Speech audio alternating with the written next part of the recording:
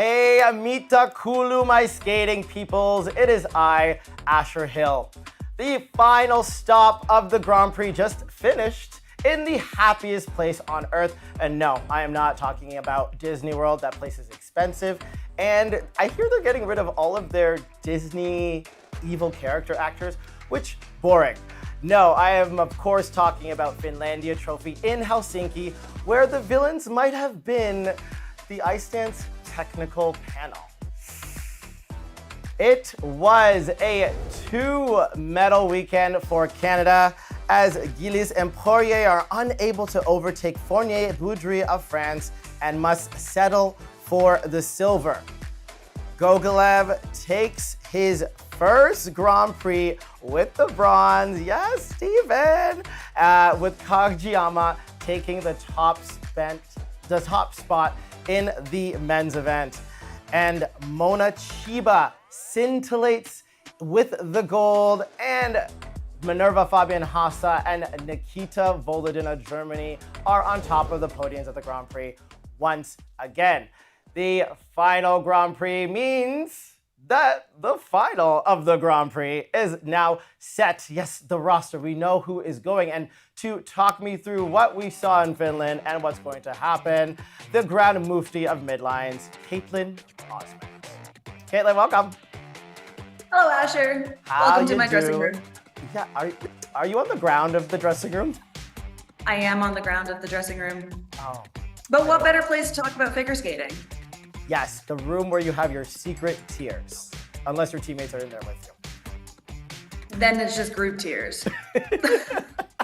Who doesn't love a group catharsis, especially after Finlandia? We know the last event is always a bloodbath, but my goodness, was this a little bit of a doozy.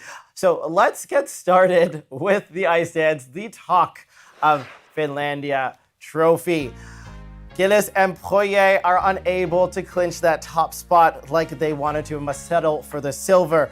The new French supergroup of Fournier, Boudry, and Cizeron make it double gold in their first Grand Prix run, unheard of in this field. And USA Zingis and Kolesnik claim bronze and their first trip to the Grand Prix Final in only their 4th season together.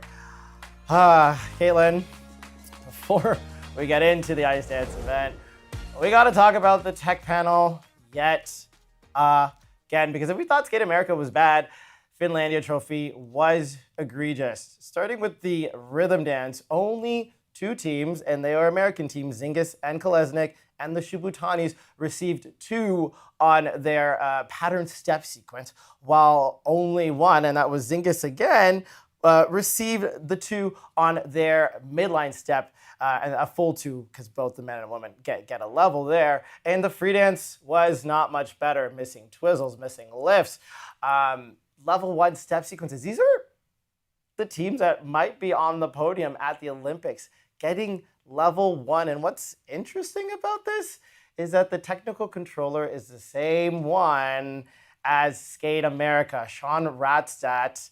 I hope I'm pronouncing that right, is the ISU Dance Tech Chair for the technical committee. So a lot of things going on. The skaters were confused, the fans were confused, coaches were confused. And don't just take my words for it, because the top 2 teams, their partners, spoke out.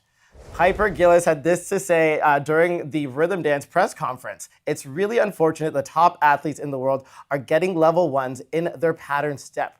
We are all working really hard, but we are made to feel a little bit like junior skaters. And then talking about the crossroads that this sport is at. So there are just moments in our sport that we've lost the connection to who's watching, and also the connection between who is controlling our fate. Kaetlyn, Guillaume Cizeron had even more choice words. I got long quotes, but I got to read this.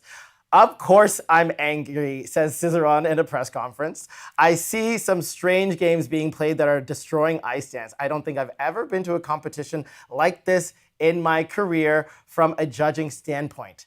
Everyone's working like crazy, and now I see disappointment on their faces. Many are giving up. And I can kind of affirm that sentiment, because I talked to Piper after this event, and she says that many of the ice dance girls were crying in the change room, kind of like what you were in. And Kaetlyn, like when top skaters are speaking out about the status of their discipline and sport, that is really, really, really big for a lot of reasons. It is really big. And as skaters, we often bite our tongues regarding some edge calls or level calls or something that happened on the technical panel that day because, well, maybe it did happen, or maybe they saw something we didn't feel, or that the replay doesn't quite show. But when it's to the point that you actually have no idea what happened, and no matter how much you train, how much you work, especially on an Olympic year when like you're picking everything apart left, right, and center, to feel that discouraged after an event, if the skaters aren't going to be into it, the audience won't be either, and then the fans won't be. And it is just really difficult to watch. It's yeah, we want fairness in this sport, but I think that just ice dance is at a point where so many things are happening. It's just like this jumble of rules and regulations and things like that. It kills the creativity.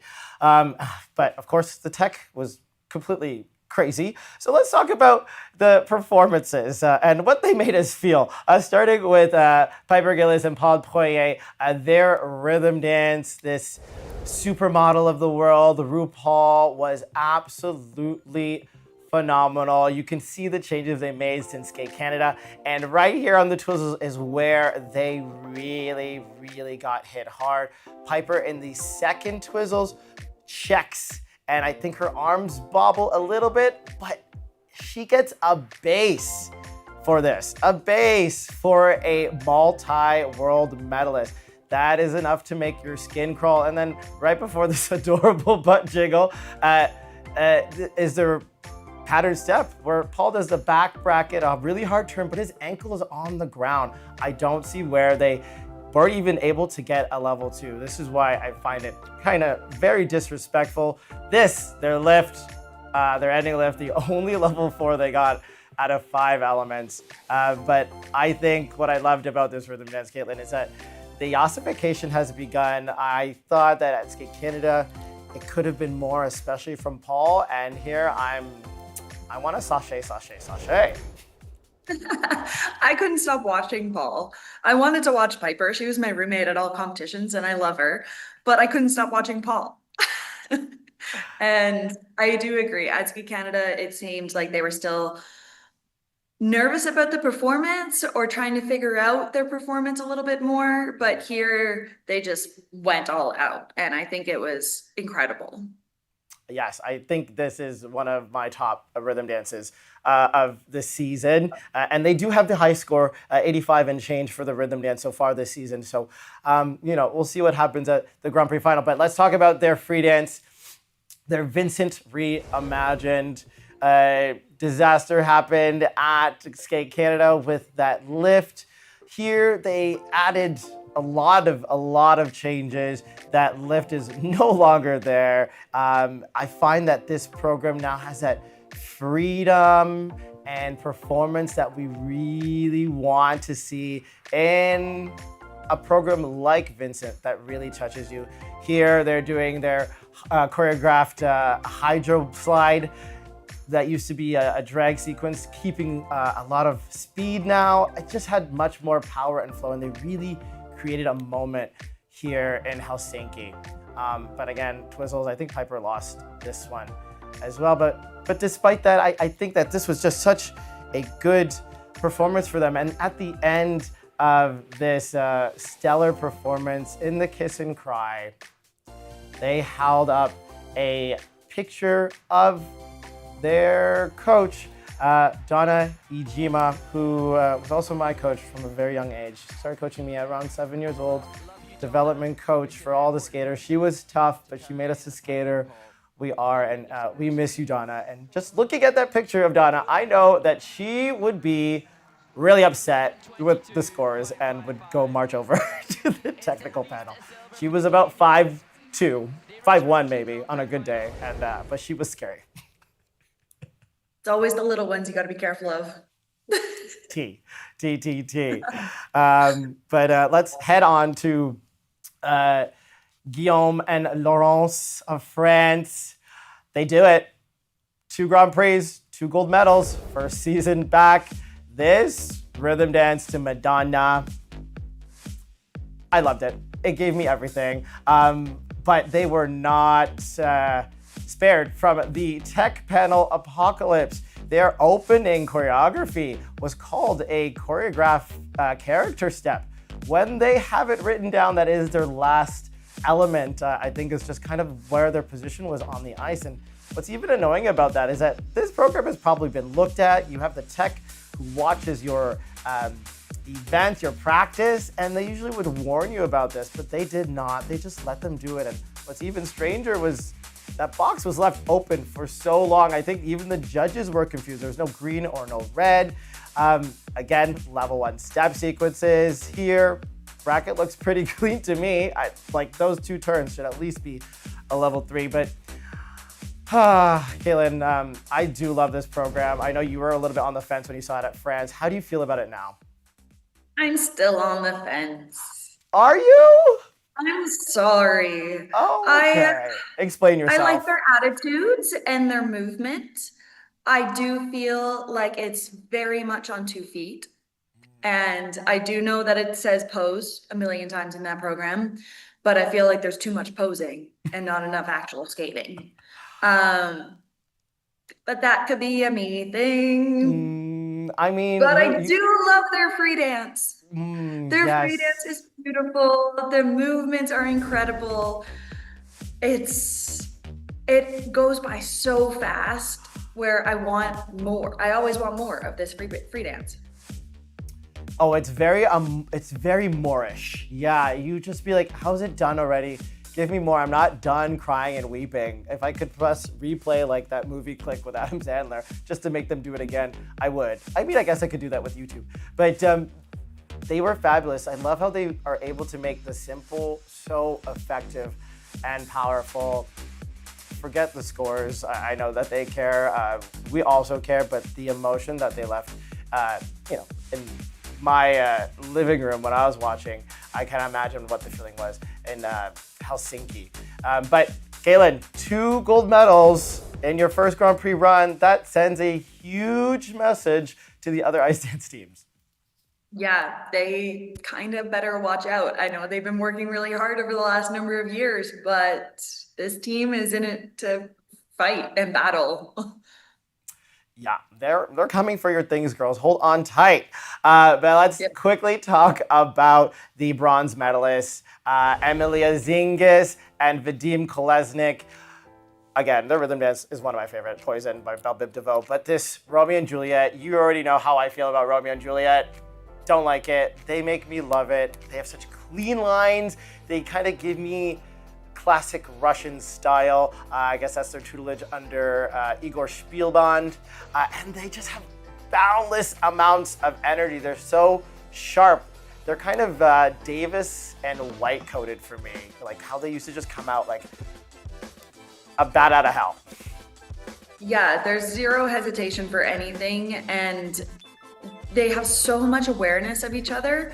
And the lines are just incredible. And I was watching the commentary and Mark Henretti was very vocal about, they do double run-throughs every day. And I'm like, that sucks, but great for them, you can see it. 100% agree, that sucks. And oh no, please don't die, YouTube, because you are going to the final. They will be joining their teammates, Madison Chalk and Evan Bates. Zingis and Kolesnik just grab the bottom spot, just edging out the Joie and the Ga, who will not be returning to the Grand Prix Final.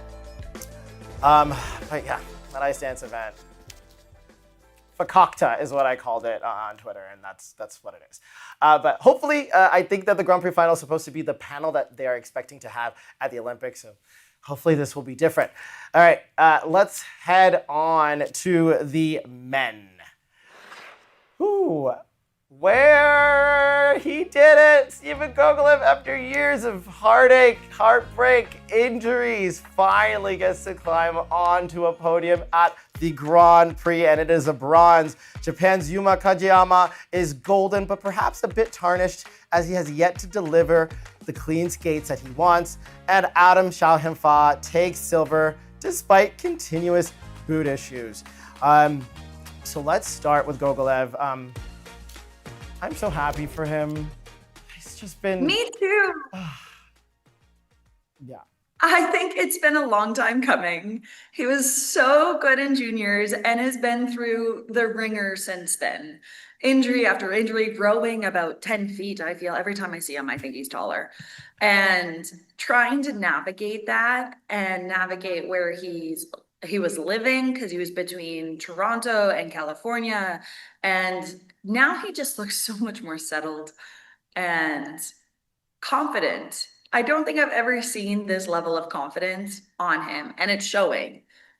Yes, especially in that short program where he plays a gangster, pulls that gun. I think that's why they gave him the points that he got. And it's the quiet ones you got to watch out for. This is such a good vehicle on him. And as you spoke about, his confidence is so high, and he credits that to his choreographer that was with him in the Kiss and Cry at this event, Benoit Richaud, who did this program. It's so dynamic, so fun, and you can see him really coming out of his shell. I do interviews with him, and sometimes he looks afraid to talk, but boy, is he performing lights out. The free program wasn't as clean, but he just continues to grow as a skater.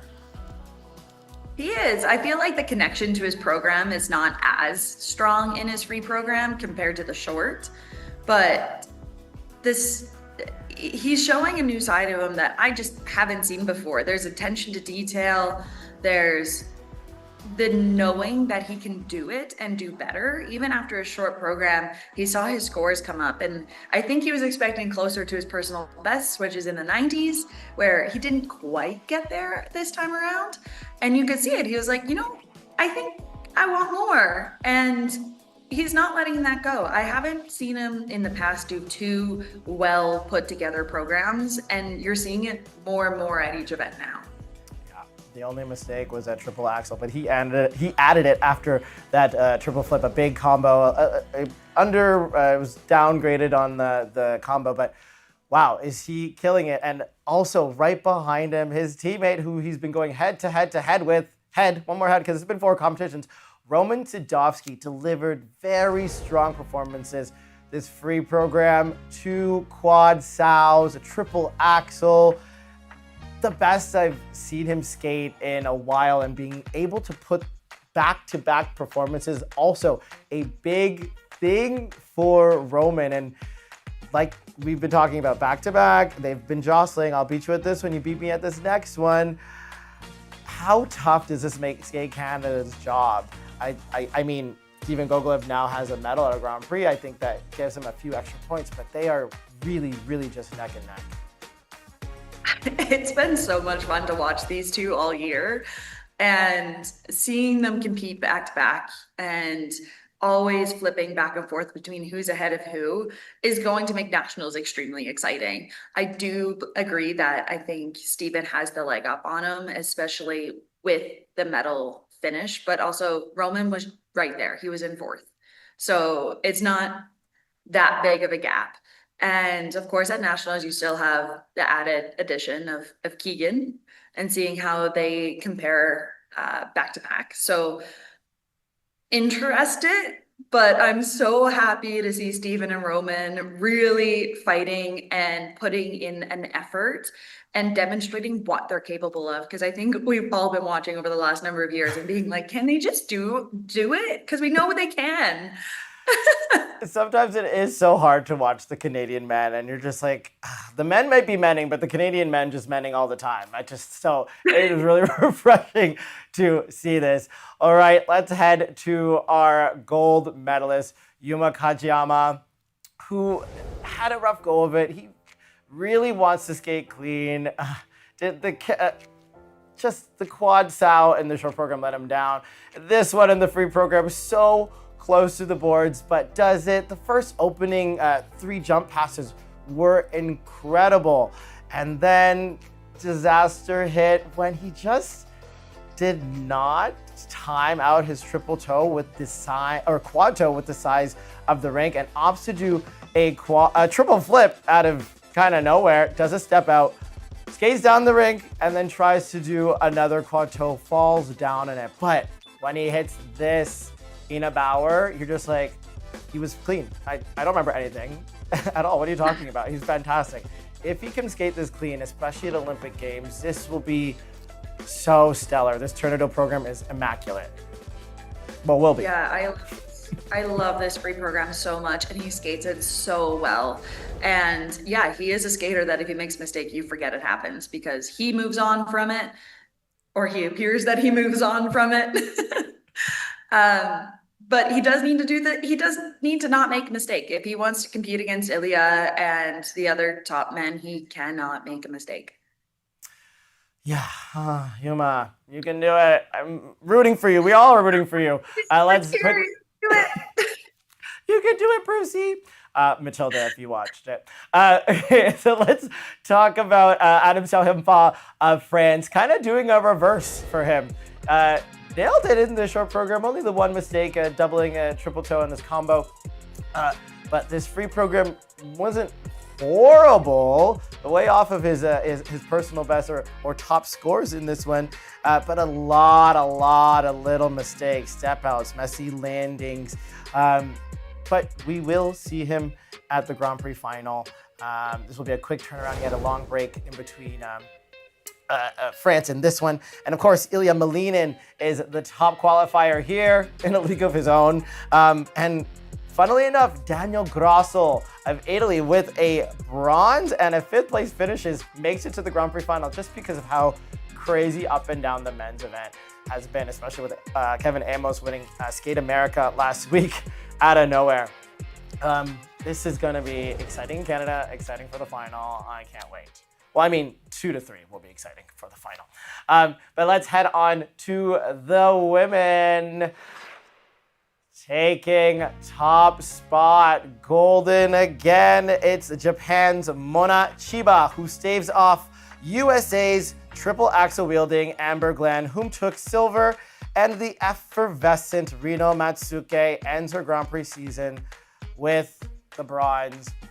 Caitlin, Mona Chiba seemingly couldn't put a step wrong if she wanted to. Her one mistake in this whole event was a pair of 3 turns out of her opening combo in that Donna Summer short program. Yeah, she's incredible and so consistent and so much fun to watch. I still love the contrast between her 2 programs. This Donna Summer short program, so sharp and spunky, and Caitlin Weaver, her choreographer for this short program, it says like that's what they wanted. They wanted to show off this amazing personality that she has, and I'm so glad she gets a chance to do that. And then the free program is the complete opposite. So powerful, so magical, and so much attention to detail. I love jumps. I do love the jumps in skating, but really it's not my favorite part. My favorite part is a combination of everything. I need to see the performance to go with the jumps, but everything's so solid, so much speed, the skating skills. Yeah, the jumps are textbook. She reminds me of a sky. Do you remember what a sky rider is? They're like the little dolls you would pull on a string and they just like rotate in the air. They're like little fairies. Oh, yeah. Yeah. I didn't know that's what they were called. Yeah, she gives me that on her rotations. I would say that she does have really strong skating skills, but I find that she can emote more, especially for a Romeo and Juliet program. I am a fan of this one, but I'm a little harder on it. I think if you're gonna tell the story, tell the story. But that's me nitpicking. She won this event. She doesn't need my opinion, but so good. And again, she qualifies in top spot. She has a gold. She has another gold. Last year, she was silver all the way to the Grand Prix Final. Do you think that she can do a golden run? Good. It's possible. It is also Japanese nationals with 2 Americans thrown in there. they got left on the plane and they had to like be like, hey, could we do it as a stand-in for our nationals? Yeah, and it is in Japan, so I am so excited to watch this event. I think it's going to be absolutely wild. Yeah, it's going to be a lot of triple axles. But before we move on, let's talk about Amber Glenn, who had to compete with a root canal, or had a root canal, sinusitis. You could not tell from this Madonna short program, which I think is my favorite. The costuming, the way that she just owns, like she skates like she has something what these young girls don't have. Has experience and skates like, a woman. And she just really gives it. Of course, that triple axel is absolutely insane. What root canal?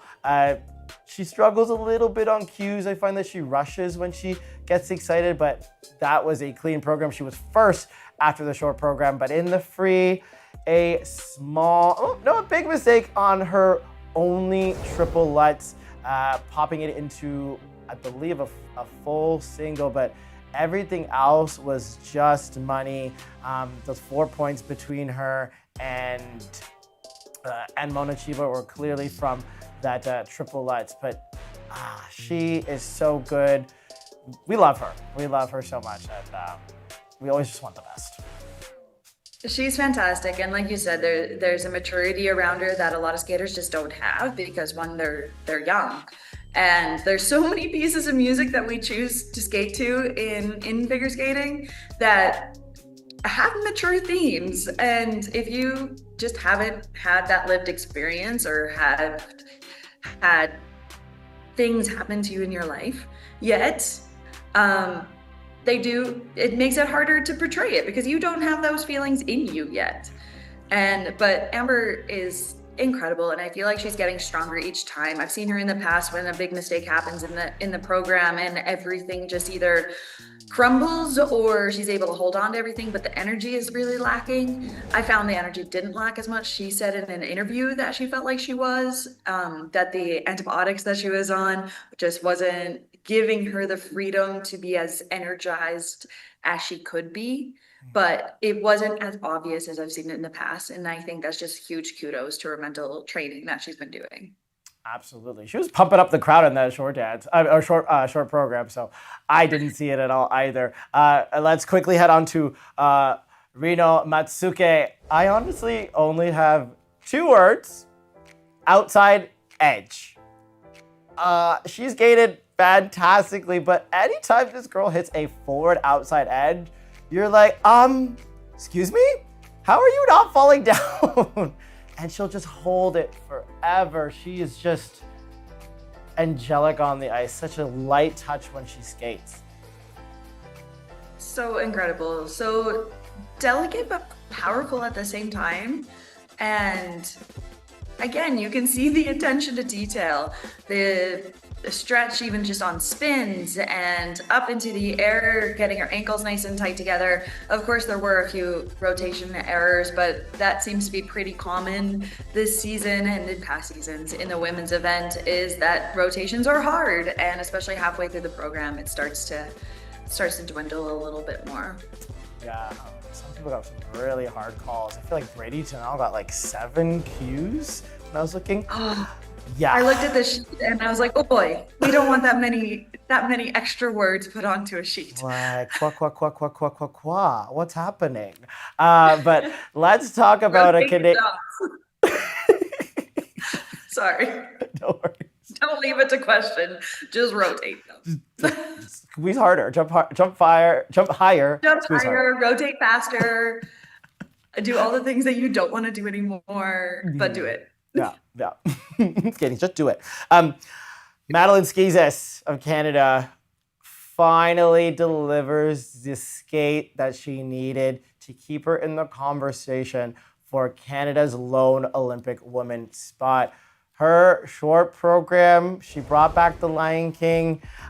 She was recommended by Skate Canada to change it back and bring it back here. She doesn't know if she'll be able to get the rights for it for the Olympics, but my goodness, did she deliver. I've never seen her skate.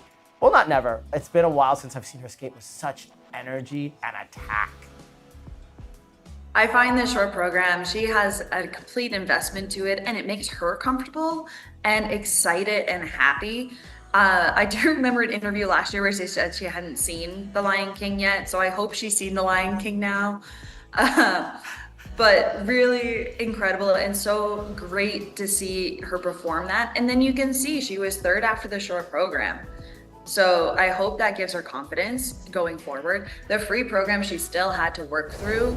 There was still parts that didn't seem as comfortable, but after a few competitions of this program just not quite going her way, it's not going to be perfect the next time around because you have all those mental barriers, you have the comfort problems with it. I really think she should stop doing so many double toes in her program because one is always going to be valid.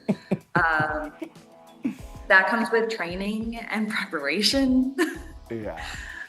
And just having the awareness that sometimes if you've already doubled 3 toes, you're probably not, or 2 toes, you're probably not going to triple the third one. And you know what? She finally put in that second triple lutz out of the double axel, so she got that in there. And you know, her big competition is Sarah Dupuis, who just had a win at the Warsaw Cup this weekend. Her score was a 185 for Sarah Maud and 188 here for Madeline Skis, and that's with Sarah Maud's triple axel. So very excited, and of course we have Gabrielle Daleman, who will be at Nationals, but this is a really good redemptive skate for Madeline Skis. I'm so happy to see her. Proud of you, girl. But let's head on to the pairs event.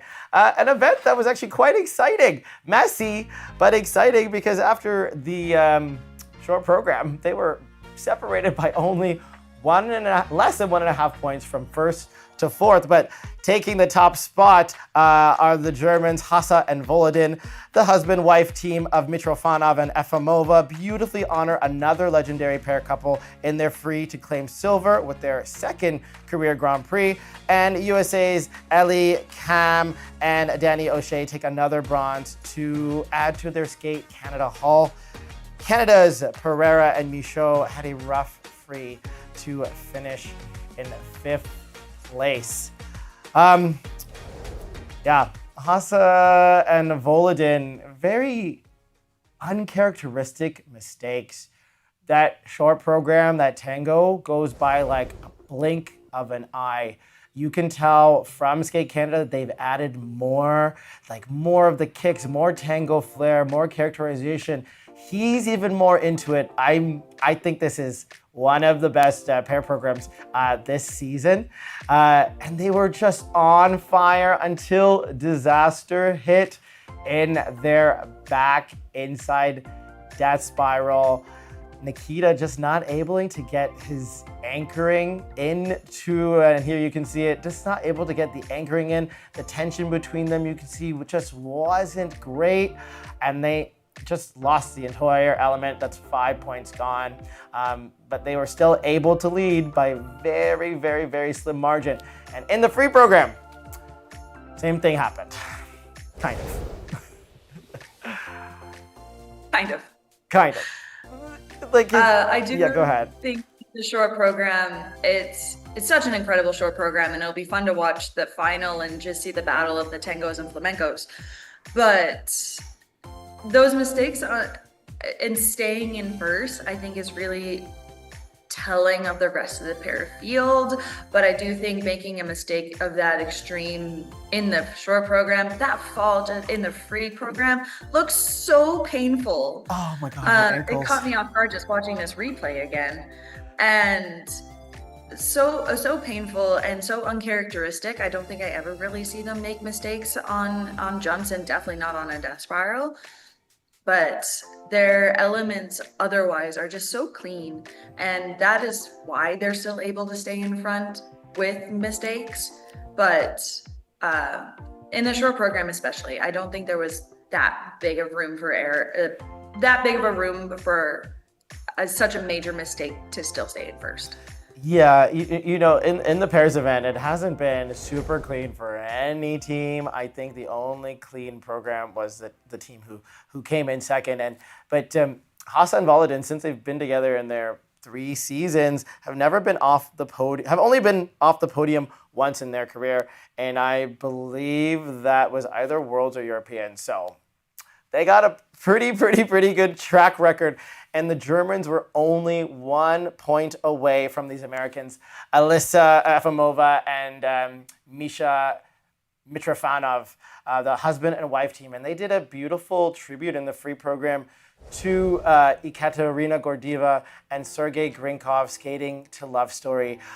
This was even looked over by Katya Gordieva, and I thought it was incredible. And Mark Henretti, shout out to you, because you let me know that this was done only one day after the anniversary of Grinkov's death. And if you don't know who that is, legendary pair team that were married, and he tragically passed away about 30 years ago now from a massive heart attack.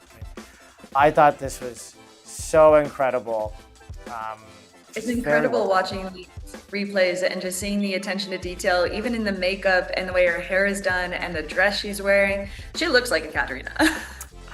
Literally, fast forward 30 years, this would be exactly her. I thought, I'm just like, oh, I see it. But they were probably the cleanest. That was the only mistake, the hand down on the throw triple sow. But they won nationals last year. I think they were 6th or 5th at Worlds last year. But she doesn't have citizenship yet. They're still waiting on it. But this would be a really strong team for America at the Olympic Games. But it's a wait and see for them. For sure. And you fingers crossed and hope for the best, but such an added pressure just of not knowing and getting closer and closer to the Olympics and just still not knowing. Yeah, for sure. And before we move on, I want to talk about Danny O'Shea and Ellie Kam. I really like this team. They give it their all. They have really good programs, like the choreographic content of the programs. They of course struggle with their side-by-side jumps and their throws. They're not as big and confident as the others, but what they lack in that, Danny makes up for in smiles and in skating skills. He's not lacking in the smiling. You can 100% tell how he feels about that program about 45 seconds before the program's over. Maybe even a minute before the program's over. And what I love about this team also is that I was talking to a coach actually who was watching her practice at Ski Canada and said, you wouldn't think she was going to land anything in the program because things just weren't working well in practice. And then all of a sudden she got into the program and everything was solid. So that just demonstrates like the willingness and determination. And the reality is that it's probably not going to work in practice all the time, but in competition, you need to make it happen. Yes, I mean, typical pair girl. I'm gonna fight through it. Yeah. I got slightly crazy brain. No shout out to pair girls, but I'm gonna figure it out. I'm gonna figure it out and land it in the air, or I'll die trying, quite literally. Okay, Leah and Trent, the Canadians, who were absolutely brilliant in the short program. They were part of that four-way tie for first place, and I honestly think that they should have won the short program. I know that the Germans have stronger skating skills, but they have come a long way in their skating skills. This program done by, I think it was the IM team. I can't remember the name. Oh, Andrea Diaz and Madison Hubble. They just execute it so beautifully. I thought they should have been in first after this. You agree? I 100% agree. Having really the only no error at all short program, there was no deductions, and really just solid the whole way through. I think they deserved it. A couple extra scores there, but at the same time, unfortunately, the free program didn't match. So I don't know if that was the nerves to go with being so close to hitting the podium or the excitement after the short program. But here you can see Trent having to fight through the triple toe, not getting his footing enough to get the double axel done, and then still I can't watch. trying to find their balance and clicking their heels and Oh. falling perfectly in sync. Because he took I her think out. they deserve Or they took each other out. I shouldn't blame any. They did Buddy. take each other out. I think they Yeah. deserve bonus points for in sync falling, though. I do love an in-sync fall, especially on a side-by-side. So that shouldn't get a deduction. But, you know, good for her for coming back with that throw triple loop and that throw triple flip. That would really gave them trouble throughout the season. And I think just knowing the mistakes that they had made so far, they're already at a -3. She's like, I cannot let this go. And you know what? After the program, of course, Trent was upset at you know, the mistakes that he made, and they both had the fall. But the score came up, and it wasn't as bad as I thought it was going to be. Still a 121, and I think that is a testament to the work that they've done in their program component score. Of course, and mistakes happen, unfortunately. And I still think this free program needs a bit of extra work put into it, just because the comfort value and the power behind it doesn't seem to match what they're capable of, especially that's evident after the short program. Yeah, but great work. I love so many pieces of that free program. I get to see it lots. Of course, they will not be going to the final, but here is your roster. Mura and Kihara, your top qualifiers. Pavlova and Sviatchenko just squeezing in there as well. It's going to be an exciting one because all of these pair teams have had not amazing skates. So I'm hoping that all 6 peak at Grand Prix Final and we are treated to a battle of an event. Yeah, it's going to be really exciting, I hope. It could be a disaster based on some things that we've seen this year, but it could be incredible. All right, Kaetlyn, do you have a quick time for our yes ma'ams? Of course. Of course. All right. Well, Kaetlyn, what was your yes ma'am of Finlandia Trophy? My yes ma'am was no other than Jukka and Juho from Finland. I can't even say what specifically about them, just them in general. Their rhythm dance, the Spice Girls, they are theater kids on ice, and now all I want is Broadway on ice to happen. So exciting, so much fun. I can't stop but giggle, and I can't get over them. I'm obsessed. I mean, I like the program, but that turn slide rolling log, I'm the logger's wife. You know what? Respect to them. I will never take that away. They're entertaining. I will say that. My yes ma'am has got to go out to Piper Gilles and Guillaume Cizeron, and there were a few other athletes who really spoke out about what has been happening in this Grand Prix season, especially those last 2 events. And we know that when you speak out, there could be some opprobrium heading your way. And so to do it in an Olympic year is not easy. So big shout out to them. Yeah, let's hope that the final is better because so many people are frustrated, including myself. Me too. We're all frustrated. Oh, typical skating. As bad as it is to say, I stopped paying attention to scores about 15 years ago. Oh. I love figure skating. I love watching figure skating. I think it is incredible, and kudos to all the athletes who are out there working their butt off to do what they do for really our entertainment. And when I watch the scores, I usually just get angry, so I stopped paying attention. Even when I was competing, I don't think I know most of my scores. There you go. That's the tea. Ignore the scores because there's so much enjoyment in the sport. It's so unique and you can't let it, you know, be harmed in this way. It's got to be more fostered. But of course, that is it. Kaetlyn, we did it. All 6 Grand Prix. We got one more left. The Grand Prix Final is in about a week and a half. That will be airing on CBC Gem December 4th to the 7th. You can catch us after that. Of course, we will be doing the recap.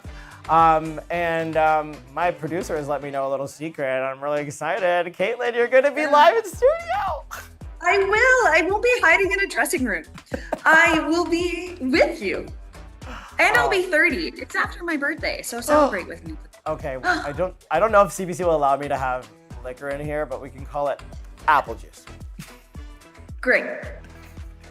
All right, that's Even it. better recap. That's it for me, Caitlin.